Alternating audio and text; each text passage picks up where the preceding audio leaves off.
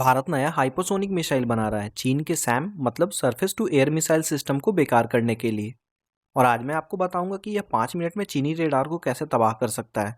लेकिन इससे पहले कि मैं आपको इसकी असली ताकत बताऊं, अगर आप डिफेंस न्यूज़ और जियो पॉलिटिक्स में इंटरेस्ट रखते हैं तो इस चैनल को सब्सक्राइब कर लीजिए और बेल आइकन भी दबा दीजिए, क्योंकि आने वाले समय में ऐसे ही एक्सप्लोसिव वीडियोज आने वाले हैं।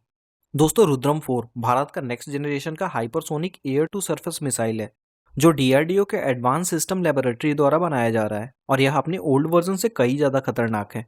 यह मिसाइल दो अलग तरह के मोड्स में काम करती है। पहला है हाइपरसोनिक मोड और दूसरा है सबसोनिक मोड। हाइपरसोनिक मोड में 300 किलोमीटर से ज़्यादा की रेंज मिलती है, जबकि सबसोनिक मोड में 1000 किलोमीटर तक की मारक क्षमता रखती है। यह मिसाइल मैक 5 से भी ज़्यादा की स्पीड से उड़ने में सक्षम है, जो करीब 6790 किलोमीटर प्रति घंटा के बराबर है, जो इसे लगभग किसी भी एग्जिस्टिंग एयर डिफेंस सिस्टम के लिए इंटरसेप्ट करना इम्पॉसिबल बनाती है। दोस्तों, इसका टर्मिनल फेज स्पीड मैक 5 होगा और यह कमांड सेंटर्स, रेडार इंस्टॉलेशन और फोर्टिफाइड बंकर्स को निशाना बना सकती है।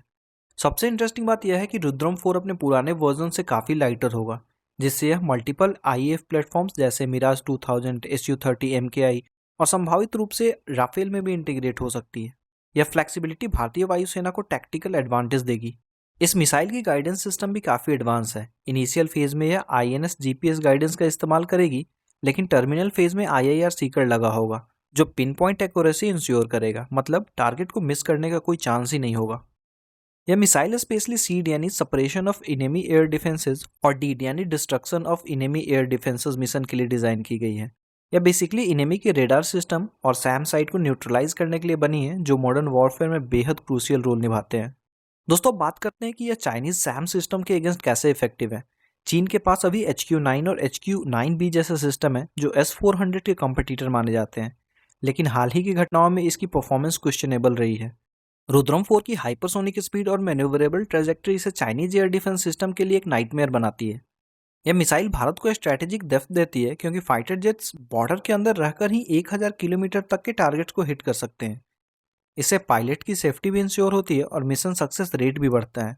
यह पर्टिकुलरली चाइना पाकिस्तान के लिए करंट टेंशन को देखते हुए गेम चेंजिंग साबित हो सकती है। दोस्तों, इस मिसाइल का डेवलपमेंट इंडिया के हाइपरसोनिक वॉरफेयर कैपेबिलिटीज में एक क्वांटम लीप है, और यह रीजनल पावर बैलेंस को सिग्निफिकेंटली शिफ्ट कर सकती है। यह ना सिर्फ डेटरेंस का काम करेगी, बल्कि एक्चुअल कॉम्बैट में भी डिसाइसिव फैक्टर बन सकती है। लेकिन दोस्तों, यहाँ पर एक सवाल है जो डिफेंस एक्सपर्ट्स चुपचाप डिस्कस कर रहे हैं। क्या रुद्रम 4 सिर्फ डिफेंसिव वेपन है, या भारत इसे प्रिमिटिव स्ट्राइक कैपेबिलिटी के लिए डेवलप कर रहा है?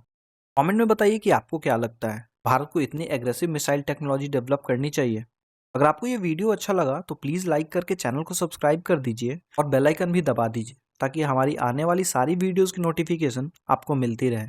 मिलते हैं अगली वीडियो में, तब तक के लिए जय हिंद।